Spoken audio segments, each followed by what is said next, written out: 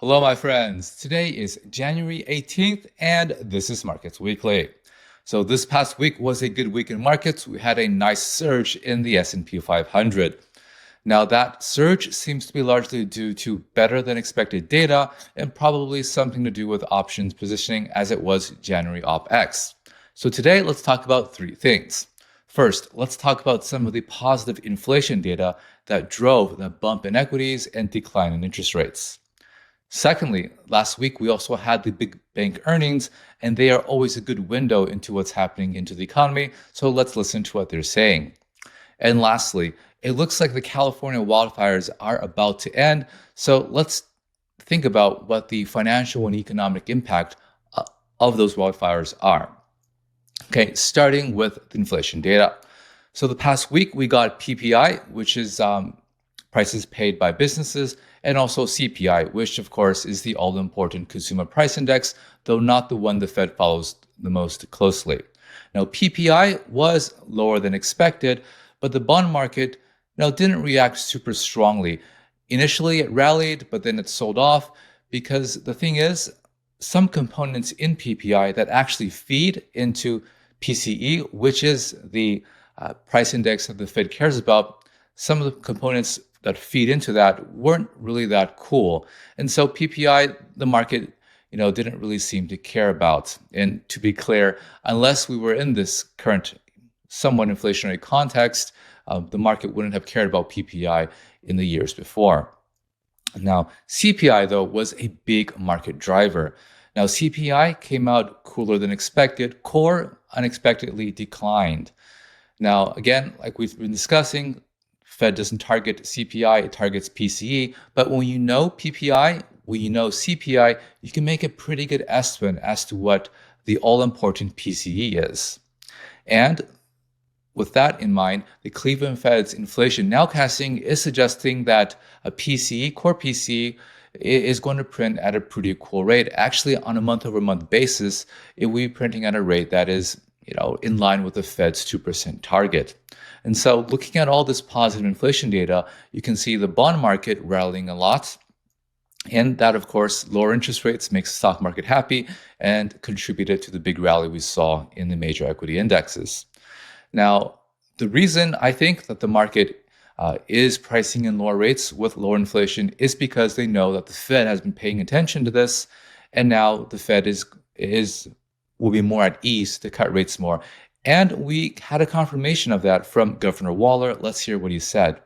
If we continue getting numbers like this, it's reasonable to think that possibly rate cuts could happen in the first half of the year. So basically, Governor Waller is saying that, we could have a rate cut in the first half of this year. Not going to be January, of course, but, March is possible. He really liked the inflation data we got, and maybe if that continues, we can get more rate cuts. Now, last week, the market was just pricing in one cut this year, and now it's becoming open to more cuts. But again, it's still early. We have to see what happens with inflation data. And of course, I expect there to be a lot of policy announcements coming out of the White House next week. Now, the second thing we want to talk about is big bank earnings. Now, the big banks reported earnings the past week, and they are a very good window into what's happening in the real economy. Now, of course, anyone who does any business in the US has a bank account, and banks see that data. They see the money that comes in and out of your checking account. They see how much is drawn on the credit cards. They see the amount of new accounts opened and so forth. So big bank earnings are a really good window into what the US consumer is doing. And across the board, the banks are pretty upbeat. Now, bank earnings have been pretty good the past week, and part of that is because the market has priced out a lot of rate cuts. So with higher rates, banks are going to be earning a lot of interest, and they also have a lot of deposits that are 0% yielding checking account deposits. So higher rates for them naturally is good for their interest income. But with respect to the consumer, they're pretty upbeat. Now, looking at this data from Bank of America, what you notice is that Bank of America is showing steady loan growth across consumers and across businesses. So again, if you have loan growth, that's money that's being created that can be spent in the economy. It also suggests some degree of optimism as well. And that was also commented during the earnings call. Now, as we've seen in a lot of small business sentiment surveys, small businesses are very optimistic about potential policy changes, especially when it comes to regulation. So, all in all, it seems like the banks, at least from Bank of America's perspective, things are going well. Now, one other thing that people have been paying attention to, of course, is credit quality. Now, there's been some concern that higher rates, maybe slowing economy, might be impacting the credit quality of, say, credit cards or businesses. Now, looking at this charge-off uh, data from Bank of America, you can see that actually credit quality is fine. It actually improved a little bit quarter over quarter. So I think that's consistent with the really low credit spreads we see in the capital markets as well. Now, Wells Fargo also showed very similar upbeat consumer data. Looking at their credit card and debit card business, transactions continue to grow at a pretty healthy clip of about 2.6%. Again, that suggests ongoing consumer spending, consistent basically with an economy that's growing about 2 to 3%, which is also what we see in the aggregate data. Now, JP Morgan didn't give as much of a granular detail on consumers, but again, they are generally upbeat on the economy as well. So all in all, taking into account what the banks are saying, that's consistent with basically what we see across the other data metrics as well. The economy continues to grow, jobs are created, consumers are spending, things are okay. And again, the big changes will come next week. We have the first 100 days from the Trump administration. The restoration takes place this Monday, and afterwards, I think we'll see what will happen. But so far, though, all the data indicates that the U.S. economy is doing okay, totally fine. Now, the last topic I want to talk about is the California wildfires. So as we've been seeing on the news, there have been tremendous wildfires in California that have been burning uncontrollably, but seem to be coming more and more under control. Now, as a result of this, we have tens of thousands of structures being burned down, mostly homes. And so a lot of people are being impacted by this tragic event. But is this tragic event going to have an impact on the economy and the financial markets? Well, it looks so far probably not a whole lot. Now let's talk about the financial markets first. So when someone's home burns down, who bears the loss? Well, it depends. Let's say that you're a homeowner and you own your home outright. Well, that's your loss. So basically, it's a loss in equity. Households have less wealth. Maybe that impacts their spending power. But usually, though, if you buy a home and you buy it with a mortgage, and that mortgage could be held by a commercial bank, or it could be securitized and sold to an investor. If you are a homeowner with a mortgage, you have to buy insurance on it, right? The lenders want to protect themselves. So for the most part, the losses in this episode are going to be borne by the insurers. Now, if you have a $2 million home, a $2 million according to your Zillow score, and it burns down, what doesn't happen is the insurer cuts you a $2 million check. So, I mean, the land has value, and oftentimes, particularly looking at that area, that home will be pretty old. And so the replacement cost is not going to be, as if you were building new. So you're going to get a fraction of that $2 million value, still low value. And so estimates by analysts looking at Bloomberg is going to be about 40 billion of losses to be borne by the insurance companies. Other Wall Street analysts give about 30 billion, but basically it's in that ballpark. And so the homeowners, they're going to lose a lot. They're going to lose their equity they had in the home. Obviously, that's an area that had tremendous amounts of appreciation over the past few decades. Insurance companies, they're going to have a loss as well. It looks like it's between 30 and 40 billion. And so if you're an insurance company and suddenly you have a big bill you have to pay out to people, to your clients, where are you going to get that money? Well, if you're an insurance company, you've been taking in premiums and then investing that premiums in the financial markets. And so when you need to pay out, you liquidate some of those financial market assets and you use the proceeds to pay down your claims. Now, is a $30-40 billion loss a big deal? Well, it's not a big deal at all. In fact, you can look directly at the stock prices of some of these insurers to know. This is Chubb, which is one of the big insurance companies. It's a big insurance company with some meaningful exposure to California. The insurance company with the largest exposure is actually State Farm, but they're not publicly traded. So looking at Troop, you can see that their stock price took a big fall during the wildfires and now has largely rebounded.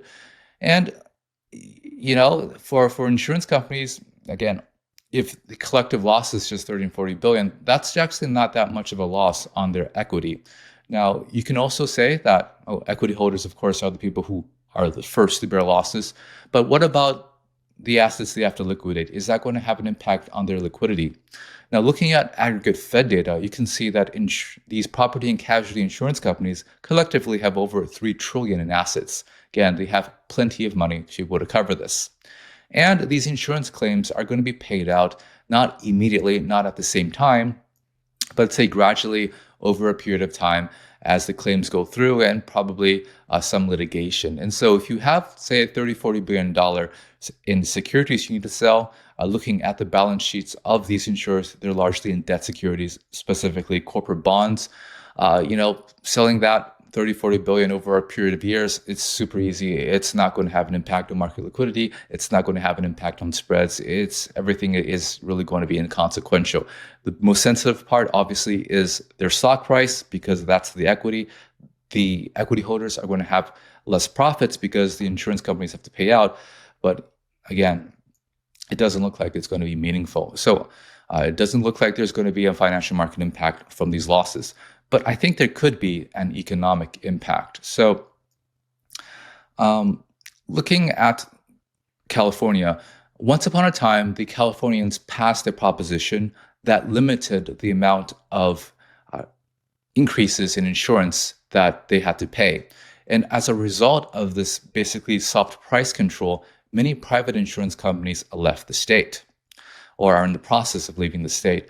And so if you are a homeowner in California and you can't get coverage from a private insurance company, what you do is you go to the public sector. So California has a public state-owned insurance company that's meant to insure people who other people won't want to insure. And obviously, these state-owned insurance companies are going to give rates that are lower than the private market. And so based on data from the state insurance company, it's called FAIR, you can see that more and more people were subscribing to this type of insurance. So the losses in the California wildfire going to be borne by the insurance companies largely, but a large portion of that insurance is actually public. So it's going to be borne by the state of California, which is another way of saying this is going to be borne by the California people. So people across the state are likely going to have to socialize these losses by paying higher insurance premiums. And that could, over time, have an impact on property values in California. We saw this happen in Florida, where after all the hurricane damage, insurance premiums went up. That increased the cost of carry for many people, and that led to a decline in home prices. So that is a possibility. Of course, you have to balance that with simply the decline in the supply of housing in California from the destroyed homes. So it's a muddy picture. But you can expect insurance premiums in California to rise over the coming years. And this is kind of going to be a broader trend through the U.S. because, as weather becomes more volatile, that means that the price of insurance, the potential losses to insurance companies are larger, and so they're going to have to raise premiums to cover that. Now, climate change is something that's been happening for hundreds of thousands of years. Like in the U.S., we were once under glaciers, we had an ice age, and now we don't. And so that is something that is part of doing business. Another thing to think about is that if you have insurance premiums go up, how does that impact inflation?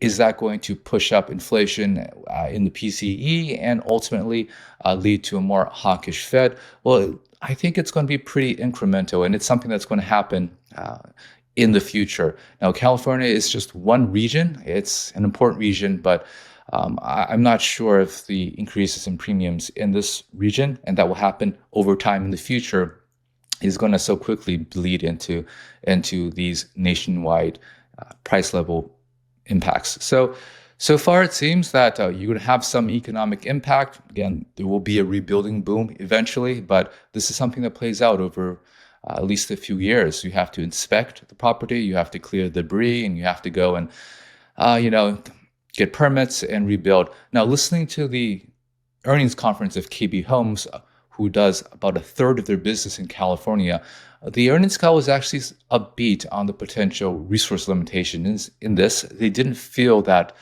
the rebuilding movement would have a big drain on labor and materials, noting that California is a very large economy, and so they should be able to supply the materials and labor that they need. So maybe that actually won't put too much upward pressure on inflation either. So we'll see. Now, this coming week is going to be a really big week. We're going to have meetings from the Bank of Japan. And of course, we're going to figure out and find out finally what these over 100 executive orders that President Trump wants to do right out of the gate. So I think it's going to be a very volatile and exciting period. And I can't wait. And I'll write a little bit about that in my weekly blog. All right, guys, that's what I prepared. Talk to you all next week.